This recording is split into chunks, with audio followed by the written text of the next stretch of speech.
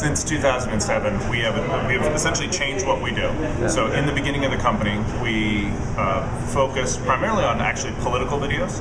And then we started breaking into graphic design. It was all open crowdsourcing, much more like a contest. And then what happened was we realized what worked and what didn't. And that brought us through until last year, where we launched GeniusRocket Select, which was this no-spec, curated crowdsourcing model.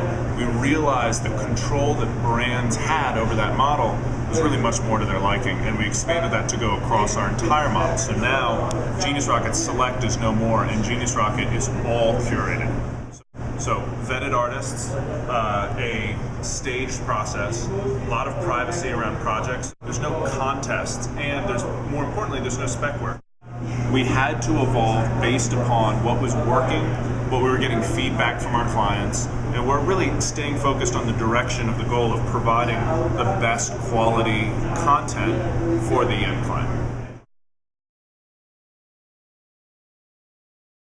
The advertising world is changing. It's changing very quickly. We work together with agencies, and we work against agencies sometimes. We'll bid projects that are no longer necessarily looking for agencies of record. So it changes depending on the day, but we are constantly looking to make sure that we can support agencies and we can support brands equally with great quality creative on a daily basis, and that's what we continue to do. It's a great question, because a lot of people get very sensitive to their hometowns and where are you based and what's the culture of the VCs and things like that. And I disagree. I don't think that GeniusRocket would be any more or less of a success if we were in a different city, especially when it comes to a crowdsourcing environment. You can be successful anywhere.